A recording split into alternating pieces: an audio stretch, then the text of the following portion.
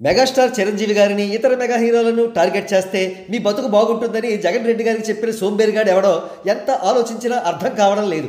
అసలు చిరంజీవి గారితో నమస్కారం పెట్టించుకుని తాను ప్రతి నమస్కారం పెట్టకుండా పైపెచ్చు ఆ ఫోటోని సోషల్ మీడియాలో లీక్ చేయించినందుకు తన బతుకు బస్టాండ్ అయిపోయిందనే విషయం జగన్ రెడ్డి గారికి తెలిసిన మెగా హీరోలను మెగా హీరోల చిత్రాలను ఆయన ఎందుకు పదే పదే టార్గెట్ చేస్తున్నారు అనేది ఎవ్వరికీ అంతుపట్టని విషయం.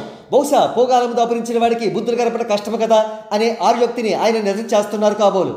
గేమ్ చేంజర్ రిలీజ్ టైంలో ఆ సినిమా ఫ్లాప్కి తామే కారణం అని జగన్ అండ్ బ్యాచ్ చంకలు గుద్దుకున్న విషయం అందరికీ గుర్తుండే ఉంటుంది. అదే ఫ్లోలో అదే ఊపులో global star Ram Charan Orange re release వెర్షన్ను డిజాస్టర్ చేద్దామని చూశారు జగన్ అండ్ బ్యాచ్. కానీ వారి పప్పులు ఉడకలేదు.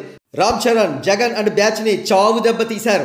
ఇక్కడ కనబడుతున్న పోస్టర్ చూశారు కదా, 60,000కు పైగా టికెట్స్ బుక్ మై షో మరియు డిస్ట్రిక్ట్ యాప్స్ తో కలిపి సోల్డ్ అవుట్ అయ్యాయి. ఈ రోజు రిలీజ్ అయిన కొత్త చిత్రాల కలెక్షన్స్ కంటే ఈ చిత్రం కలెక్షన్స్ చాలా ఎక్కువ.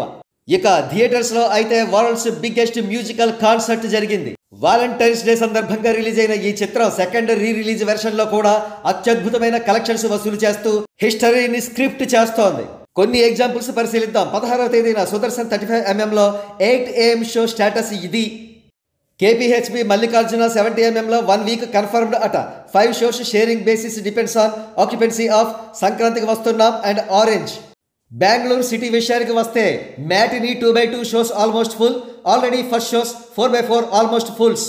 ఈ విధంగా ఆరెంజ్ సినిమా రిలీజ్ అయిన ప్రతి థియేటర్లో కూడా రామ్ చరణ్ గారి ఫ్యాన్స్ పూనకంతో ఊగిపోతున్నారు. పాటకు పాట కలుపుతున్నారు, స్టెప్కు స్టెప్ కలుపుతున్నారు. సైలెంట్ గా మాత్రం ఎవ్వరూ ఉండడం లేదు. రామ్ చరణ్ గారి క్రేజ్ ను చవిచూస్తున్న జగన్ అండ్ కో చలి జ్వరంతో వడిగిపోతున్నట్లుగా తెలుస్తోంది.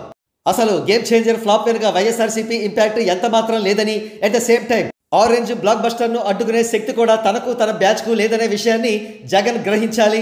మెగా ఫ్యామిలీని ఇక నుంచి టార్గెట్ చేయడం మానేయాలి, లేదా పార్టీకి ఇక పుట్టగతులుండవు.